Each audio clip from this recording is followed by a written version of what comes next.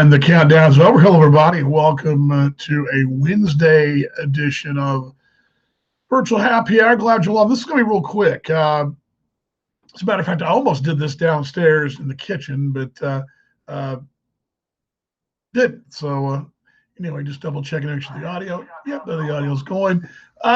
We are, day 3.5. Temperature's 26 right now, but anyway, we're there. Let's roll the open. How about it? We'll talk more about it next. Here we go.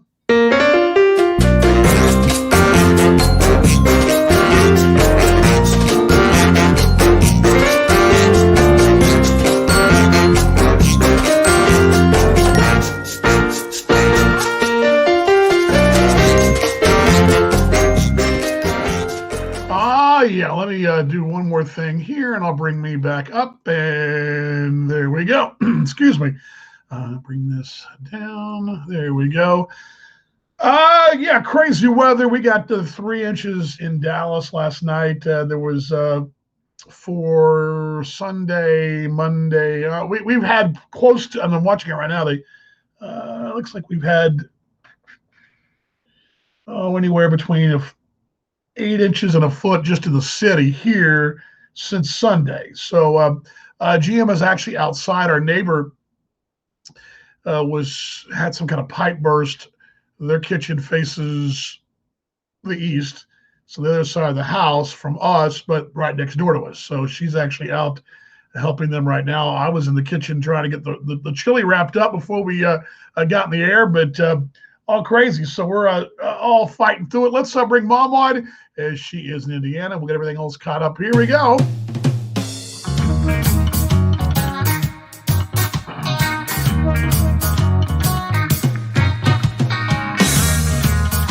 There we go. Hello. Hey, hello, Mom. How are you doing today?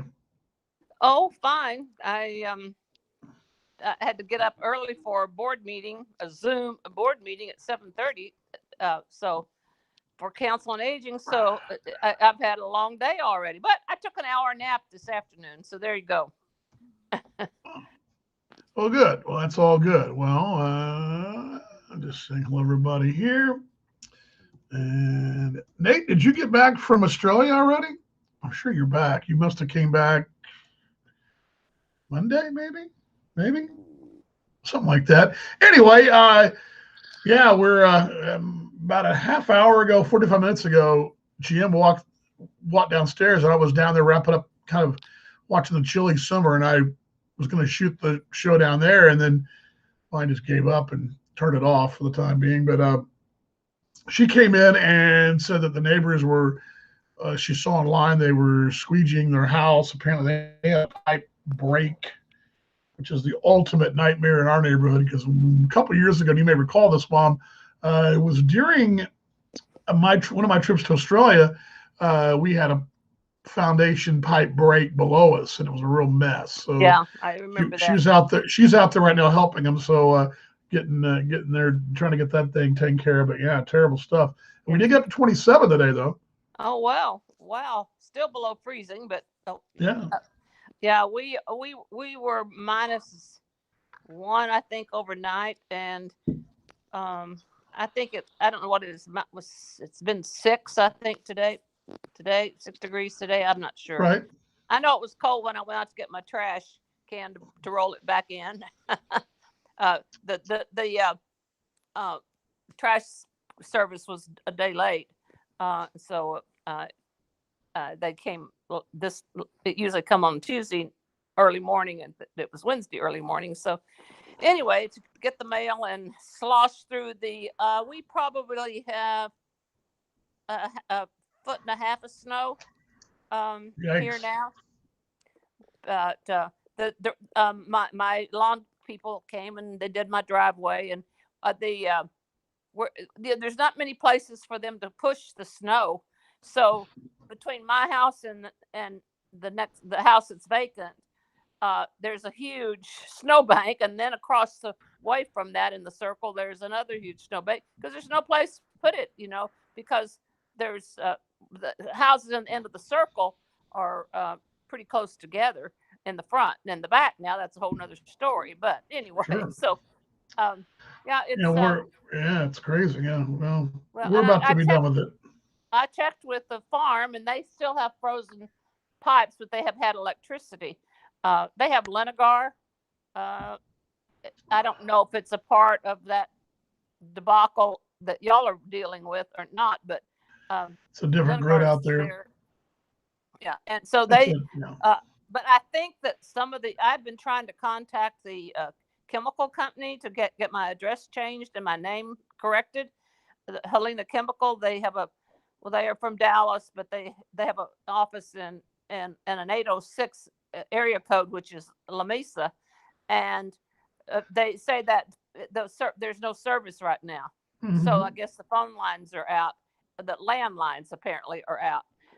And Keg was trying to contact a grain company up in Amarillo, which has the same 806 prefix, and he couldn't get through to them either. So it's a mess. Well, they're different. It's a different electric grid out there, and they're also a lot more used to these conditions. Or not, they're a lot more. They go stretches for weeks above, where it's freezing or below. So it's not like it's. Yeah. I mean, they're a little more accustomed with that grid, the grid that they're on and goes in eastern New Mexico and to Albuquerque and up in the mountains. They're in a different grid than the rest of the state. So them and El Paso both are a different grid. I don't know how but apparently the telephone lines have been affected somehow or the other, because that and certain landlines, because we couldn't get a grain company in Amarillo, and we couldn't get the chemical company in La Mesa. Their phone wouldn't answer. What's a landline?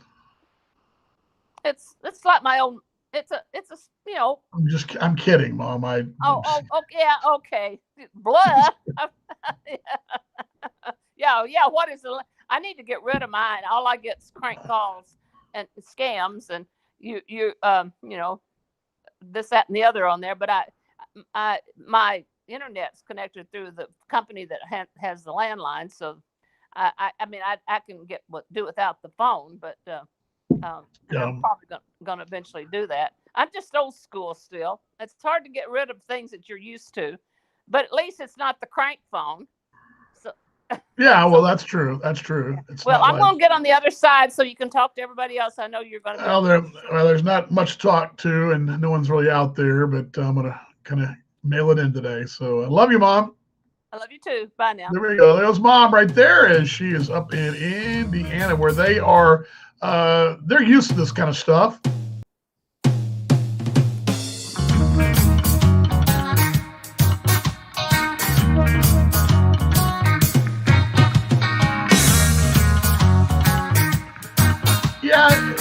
they're kind of used to this kind of stuff. I mean, I guess. I mean, I spent a lot of time up there, and I was just saying that the time in West Texas. Now, granted, it doesn't. I was thinking about this today. I probably have messaged the oldest 5 or 6 times, say since Thanksgiving, maybe before, where I've checked on her and say, "Hey, snow's coming. How much snow y'all get?" And that's about 300 miles northwest of us. Not directly north.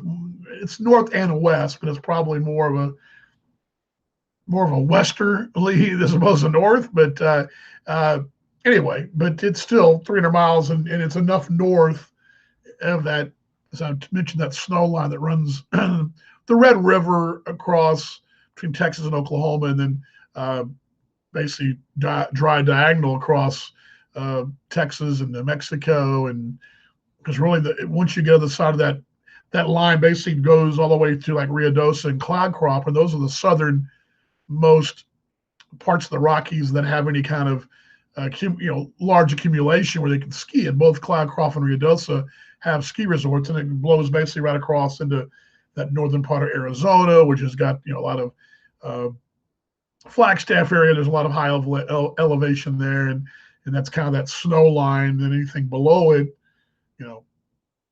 in Texas and Arizona and California. And of course, California's got those Sierra Nevadas and all that, right? But you get the point. So anyway, you just draw the line right across, and Lubbock is on that other side of the line. So they do get quite a bit.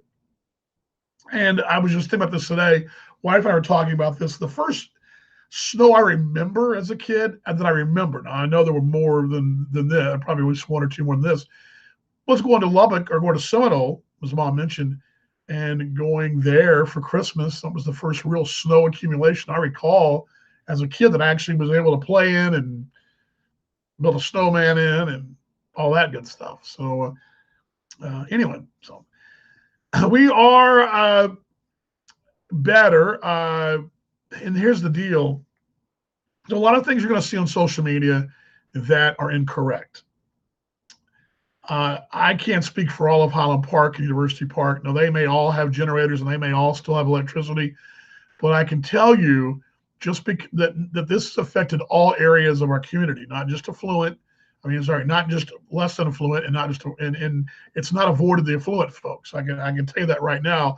Although there is some of that going around, that rumors going around that it's Highland Park didn't get it. It depends on the grid. Like I said, we told you guys on Monday, and this has been the case. We've been very fortunate. We have had power the entire time, but our neighbors across the street have not. And just going west of our street, going up 3 houses, that street east and west, or I guess, I'm sorry, that street going north and south, was off for about a day and a half. And then up the street and the block over, we're in the dark for 2 days. And then you walk, I walked yesterday about 6 blocks south of here, and they were all online. Of course, those people over there are on a grid that's next to the Presbyterian Hospital, which is a very large medical center. So those grids that are close to hospitals, and it's really the location. My in-laws, who live in a good zip code, I would comparable to Highland Park, have been without power since Monday. So even though you're going to see, how do I say about if you're watching us worldwide, Highland Park is an affluent area, Dallas. It's a city it's a little town within the city. City surrounds it. It's a well-documented high-dollar place. But while they've kept most of their power, it looks like, not all, Lake Highlands is where I grew up across the way, and I was on a Zoom call with the church group at lunch today, and all 3 of the guys who live in Lake Highlands, which is just across the freeway from us, were all having have either had outages, or one was an in-laws, one had outages but had it back on again, and one was at another friend's house. So it's not just this. Usually I would say it's divided down to economic lines, but it's all affecting all kinds of folks. Folks north of us in better area, and not better, but newer parts of town in Frisco and McKinney and Allen, they've all been without power for off and on. So it's not just, but again, there is some that going around. I'm not going to get drawn off sides in social media and go on Twitter and tell the person she's wrong, but I can tell you 75230 where we live, which has some pretty well-to-do areas. Not necessarily we live in a small townhouse, but there are places around us and they've not had power for 3 days. And I can tell you, my in-laws aren't at their house, and their house is not a small house. So it's affecting everyone. I saw a terrible thing on the news. A hotel folks checked on the hotel downtown. They got there at this Crown Plaza, the pipes burst, and they had to check everybody out. It's crazy. Yeah, it's tough, but you know, it's. I'm sorry, let's sorry, just keep freezing. Maybe the internet here. Maybe, yeah. Watching the news here locally. Again, it's no sun out today. There'll be the sun tomorrow. They expect, I believe it's going to be 30 tomorrow Fahrenheit, so we won't get above freezing till Friday. It'll all be gone. Here's the crazy part about it, though. Because it was so crippling for those whole week, and why they're showing a house apartment complex in Uptown with the ceiling fan with icicles hanging down from it. Oh, terrible. Good to see Lockie out there, and Luis, and but anyway, it may be freezing. It may be the internet. I'll get off here in a moment. I want to conserve as much power as possible for the folks around here, but I want to kind of keep you guys updated.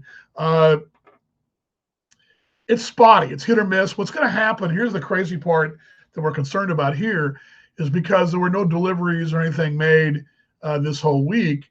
So let's say we went to the store on Sunday and we were stocked up. When you go on, whenever we go again, the supply chain's been broken. So whatever you had in the shelves is going to be all gone. But let's say you need to supply more milk and they haven't got to get the milk to them yet. So that's unfortunate. You're having a hard time. They're having a hard time restocking things, at least this week, and it may be into next week when they start catching up. But next week it's supposed to be high Thursday in the 67 Fahrenheit. We'll get freezing overnight, which is not uncommon. This time of year we get freezing. We'll get that kind of, we'll get the freezing temperatures at night, and then we warm up 50, 60. It's our normal January, Feb into March is usually highs 50 to 60, lows 40 to close to freezing. But we haven't, this is kind of our worst month is February.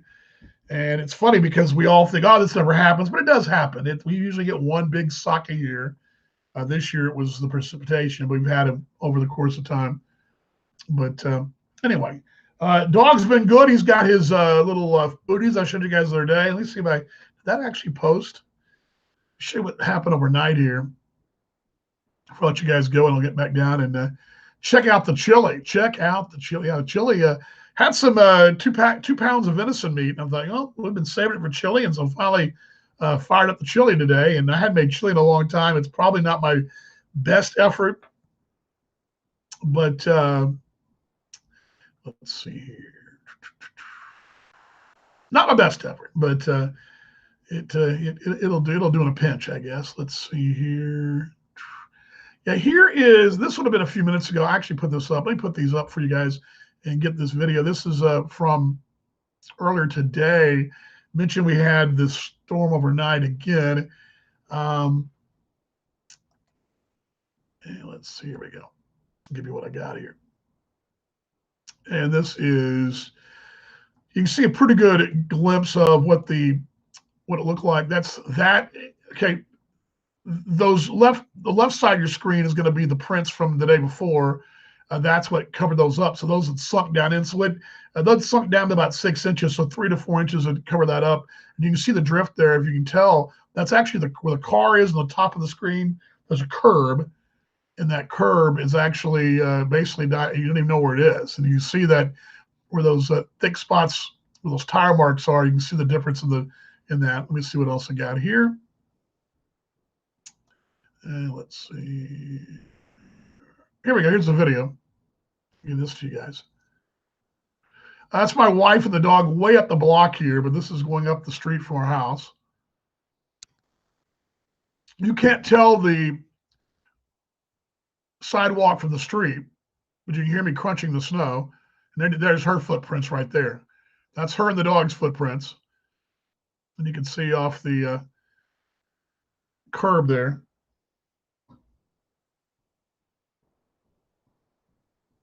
I'm in pretty good shape, all things, it doesn't sound like it, but wearing about 9 layers there. But you can almost can't even make out now this guy's got some thick grass, he doesn't mow it, but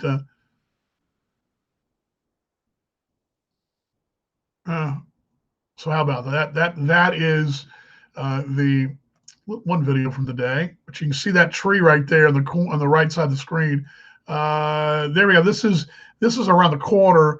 This was actually this whole street here going where my wife is on the left side of the screen. That street was entirely out of power. And we were walking 2 nights ago, and we were like, it was like walking in a dark wooded area at night. It looked like woods.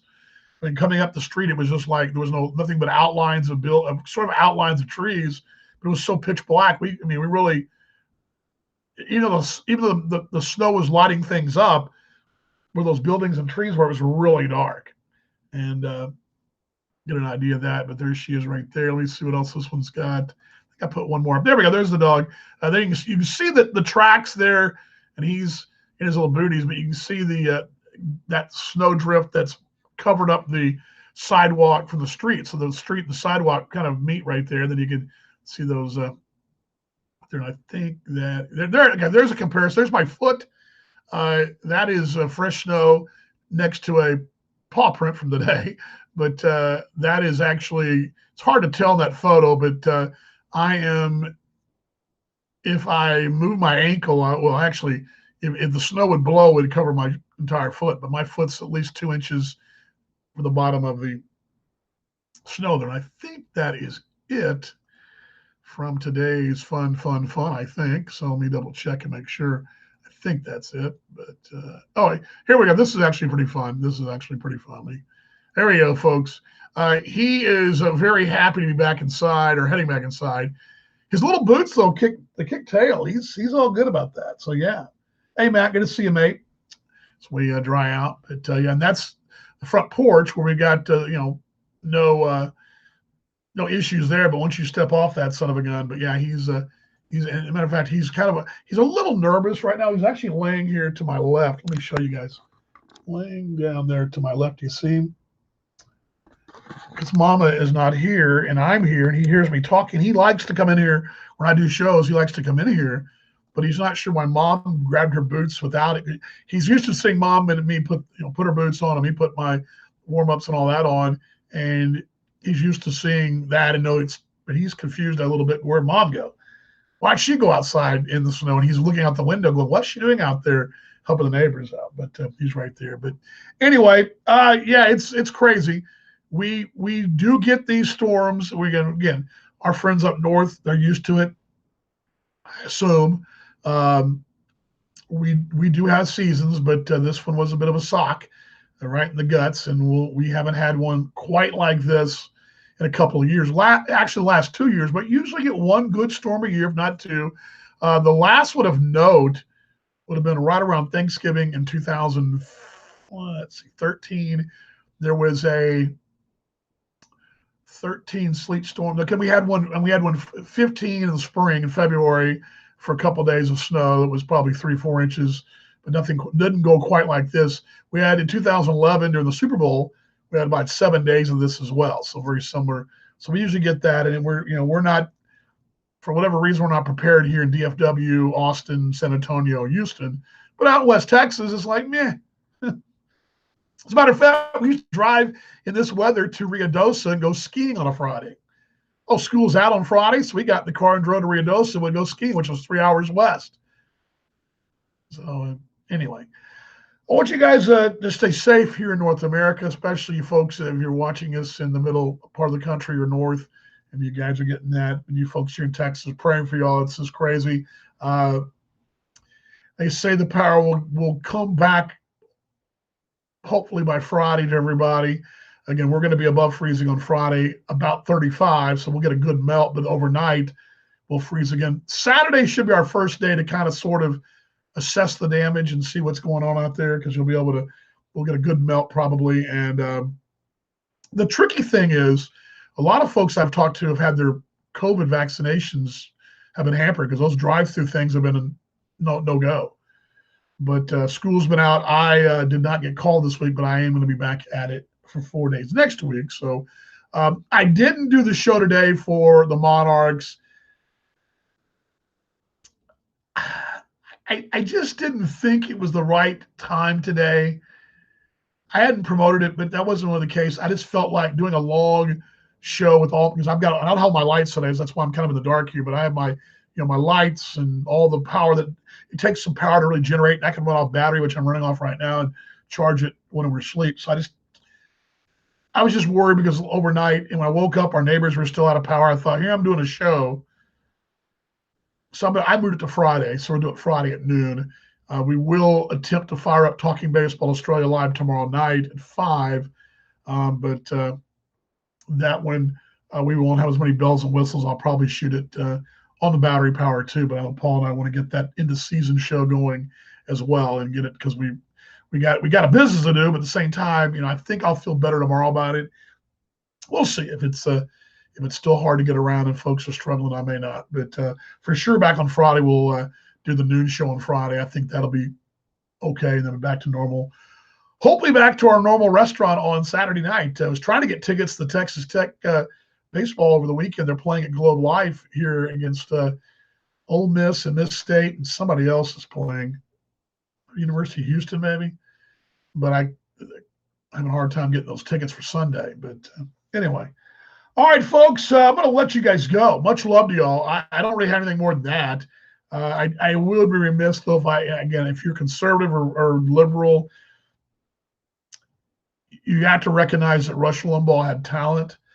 This is a guy that discovered, kind of for folks like me that are in radio, this is not a political thing, but for folks who are in the radio business, which is what I think to myself, and granted, I haven't done a game in over a year and a half, 2 years, but I was scheduled to do 100 ball games this summer, and that's 3 hours of broadcast a day, 100 times during the course of summer, with the social media mixed in and all that.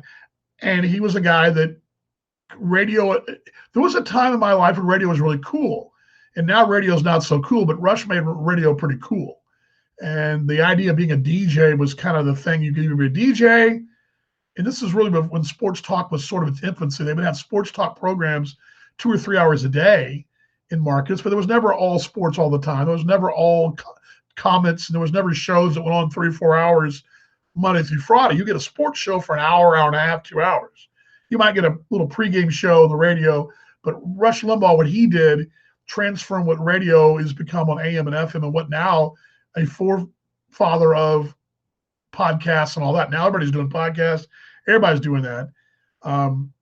But what he did was inspire folks to do radio. Now, politicals, I liked him both sides, both reasons. But if you're just a radio aficionado, you have to respect the fine work he did, and really just the way he used the medium.